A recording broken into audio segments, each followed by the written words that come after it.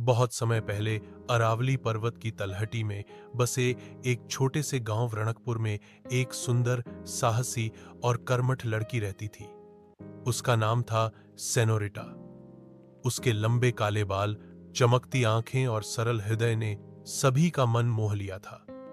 परंतु सेनोरिटा का एक ही सपना अपने बीमार पिता को ठीक करना था। सेनोरिटा के पिता एक रहस्यमयी बीमारी से ग्रसित थे, जिसमें उनकी सांसें हर दिन धीमी पड़ती जा रही थीं। गांव के वैद्य और बाहर के हकीम भी हार मान चुके थे। लेकिन एक दिन गुरुदेव भूतनाथ ने सेनोरिटा से कहा, यदि कोई चीज तुम्हारे पिता को जीवन दे सकती है तो वह है कलरफुल अंगूर, एक जादुई फल जो सिर्फ पूर्णिमा की रात को मायावी वन में खिलता है। मायावी वन, वह जगह जहां कोई भी इंसान जीवित लौटकर नहीं आया था। पर सेनोरिटा ने ठान लिया वो अपने पिता के लिए कलरफुल अंगूर लेकर ही लौटेगी। अगले ही दिन सेनोरिटा ने अपने स्कूल बैग में रोटी, पानी, एक लकड़ी की छड़ी और पिता की तस्वीर रखी। वह जानती थी कि मायावी वन आसान नहीं होगा, पर उसके भीतर जो पिता के प्रति प्रेम था वह उस डर से कहीं बड़ा था।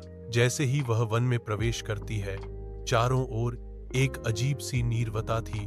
पेड़ों की फुसफुसाहट, हवा की सरसराहट और कहीं दूर से आती एक मधुर, रहस्यमयी ध्वनि। कुछ दूर चलने के बाद उसे पहली बाधा मिली एक सोने का मगरमच्छ, जो जादू के पानी वाले दलदल की रखवाली करता था। वह दहाड़ता है, जो भी इस पानी को पार करेगा उसे अपनी सबसे प्यारी स्मृति खोनी होगी। सेनोरिटा हिचकिचाई, लेकिन अपने पिता की तस्वीर को देखकर उसने आंखें मूंदी और आगे बढ़ी। उसने अपनी बचपन की सबसे प्यारी स्मृति खो दी।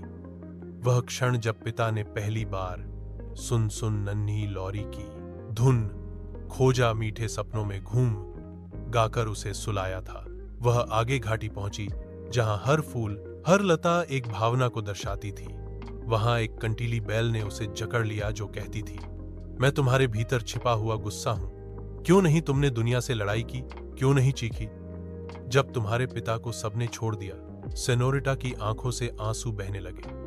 उसने गहराई से खुद को स्वीकारा और कहा, मैं क्रोधित नहीं हूं, मैं दुखी हूं, लेकिन मैं हार नहीं मानूंगी। उसकी स्वीकृति से बेल मुरझा गई और रास्ता साफ हो गया। आगे गहरे जंगल में पहुंची, जहां एक विशाल नीले तालाब के किनारे, जिसके मध्य में कलरफुल अंगूर की बेल खिल रही थी, चंद्रमा की रोशनी में चमकती हुई। लेकिन जैसे ही उसने कदम बढ़ाया, कई सेनोरिटा की परछाइयां प्रकट हुईं। वे सब बोलती थीं, तू फूल तक नहीं पहुंच पाएगी। तू स्वार्थी है पिता के लिए कि खुद को खतरे में डाल रही है। यह सिर्फ एक मिथक है, बेकार मर जाएगी। सेनोरिटा कांप गई। उसने आंखें बंद की और गहराई से सांस ली।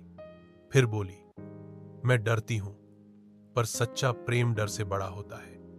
उसकी आवाज के साथ परछाइयां जलकर राख हो गईं और रास्ता खुल गया। कलरफुल अंगूर की बेल के पास पहुंची तो उसने देखा, वहां 3 अंगूर के गुच्छे एक ही जैसे दिखते हुए, एक स्वर्णिम, एक नील और एक लाल।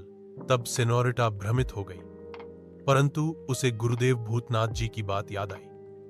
उन्होंने कहा था कि सिर्फ सच्चे हृदय से देखो, तभी असली मिलेगा। सेनोरिटा ने आंखें बंद की, पिता को याद किया। तब सेनोरिटा का हाथ दूसरे अंगूर के गुच्छे के टच हुआ।